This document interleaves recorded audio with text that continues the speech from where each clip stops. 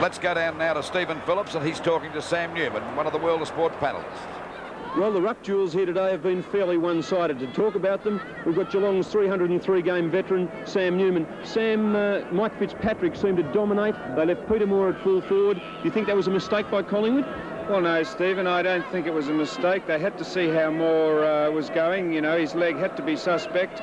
And Fitzpatrick, as you said, has dominated the ruck duels, particularly in the centre, and they can't afford simply and plainly the luxury of leaving Moore in the forward pocket. He's a ruckman, and he's got to play in the ruck if they're going to succeed today. When he went on the ball, there seemed to be action straight away. A goal was scored. He's added a bit more life. It may have been just a little bit too much of an occasion for young Atkin at this stage. Yes, you can't knock the boy for his endeavour, but an occasion like this, as you say, is a fairly overcoming proposition to put to a young boy.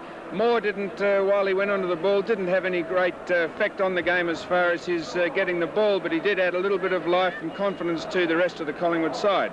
Peter Moore, of course, has been the big talking point this week. He looked a little tentative. Do you think that his leg has held up to him? Well, yes, I'm sure that in an occasion as important as this, Stephen, they wouldn't even risk the champion, Peter Moore, if he wasn't at least 95% fit. And if you're 95% fit and a champion, you can get through most games. Do you think Carlton will go on? Well, look, I do believe they will go on, although we've said this in the last 3 weeks and perhaps most of the year against Collingwood. They're a tremendous fighting side, and it's going to be very interesting from here in with the scores just 1 point the difference. Thanks, Sam. If I depended on Holden Gemini for a living, I reckon I'd go broke. Plenty of them. Top seller, in fact. But all they ever seem to need is normal service. Like this one.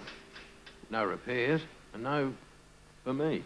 They don't come any tougher. For reliability counts, Gemini's got to be this country's best four-cylinder value. There you go.